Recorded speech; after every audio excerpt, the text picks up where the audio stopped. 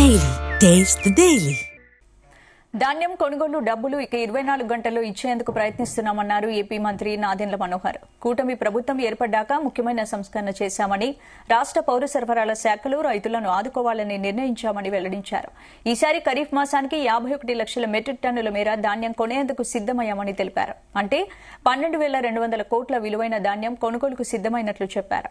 జనవరి నుంచి జిల్లా head quarters లో గోధుమ కేజీ 18 రూపాయలకు అందించాలని చూస్తున్నట్లు తెలిపారు.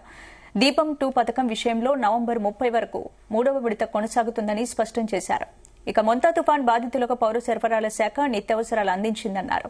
ఇప్పటికే స్మార్ట్ కార్డులు 92% పంపిణీ పూర్తయిందని చెప్పారు.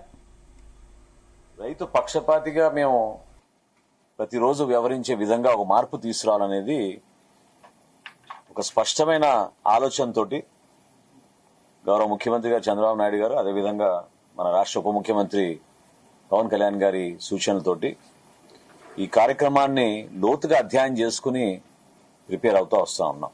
అనేక సందర్భాల్లో మీరు గతంలో చూశారు ఏ విధంగా దళాలను ప్రోత్సహించి రైతాంగానికి నష్టం కలిగే విధంగా క్షేత్రస్థాయిలో ధాన్యం కొనుగోలు విషయంలో చివరికి ప్రభుత్వం పైన, ప్రభుత్వ అధికారుల పైన, ప్రభుత్వ వ్యవస్థ పైన నమ్మకం కోల్పోయే విధంగా రైతాంగం చాలా బాధాకరమైన సంఘటనలు ఎదురు చూశారు. ఆ పరిస్థితులు మార్చడానికి కోసం సాంకేతిక నిపుణులతోటి, అనేక మంది పెద్దలతోటి సంప్రదించి రైతు సోదరులు, రైతు సంఘాలు వీళ్ళందరితో కూడా మాట్లాడి ఒక మార్పు తీసుకొద్దాం అనే ప్రయత్నం చాలా స్పష్టంగా మేము చేయడం జరిగింది. గత సంవత్సరం ఖరీఫ్ మాసంలో 34 లక్షల మెట్రిక్ టన్నుల ధాన్యం కొనుగోలు చేసినప్పుడు ఎక్కువగా మేము ఆ రోజు ఎదుర్కొన్న సమస్యలు అకాల వర్షాలు, క్షేత్రస్థాయిలో తేమ శాతం విషయంలో రైతులు కొన్ని సందర్భాల్లో పారదర్శకత లేకపోవడం అనే అంశంతో వాళ్ళు బాధపడుతుండేవాళ్ళు. మన రాష్ట్ర రైతాంగానికి న్యాయం జరిగే విధంగా, మేలు జరిగే విధంగా, ఊహించని విధంగా ఈసారి మేము ఒక ఖరీఫ్ మాసానికే 51 లక్షల మెట్రిక్ టన్నుల టార్గెట్ తీసుకురావడం జరిగింది. ఇది రాష్ట్ర చరిత్రలో ఏనాడు కూడా జరగలేదు.